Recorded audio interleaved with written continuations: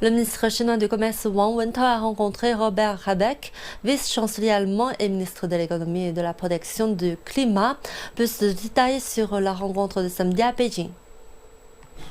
L'entretien entre le ministre chinois du Commerce, Wang Wentao, et le vice-chancelier allemand, Robert Habeck, a d'abord porté sur la question brûlante des récents droits de douane imposés par l'Union européenne sur les voitures électriques chinoises. Ces actions perturbent gravement l'ordre économique et commercial international, entravant la transition verte et à faible émission de carbone au niveau mondial.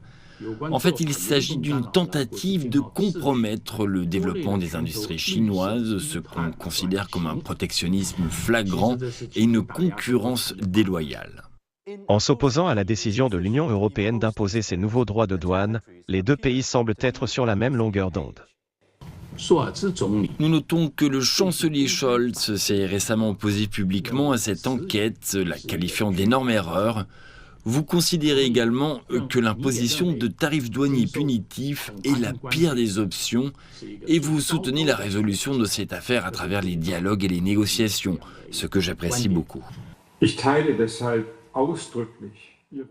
Je suis tout à fait d'accord avec ce que vous venez de dire. La Chine et l'Europe, ainsi que la Chine et l'Allemagne, ont grandement bénéficié des échanges mutuels. Nous avons toujours bénéficié d'un marché mondial ouvert, mais nous entrons maintenant dans une nouvelle phase où le protectionnisme commercial augmente sous diverses formes, ce qui nous préoccupe beaucoup.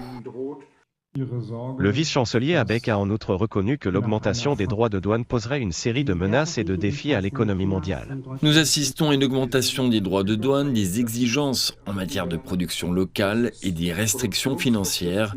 Ces mesures augmenteront les prix des produits, réduiront le pouvoir d'achat des consommateurs et entraveront l'investissement et l'innovation. Nous avons un besoin urgent d'investissement et d'innovation dans les technologies, en particulier dans les technologies de développement verte et à faible émission de carbone. Ces mesures sont préjudiciables non seulement à l'économie mondiale, mais aussi à la réalisation de nos autres objectifs.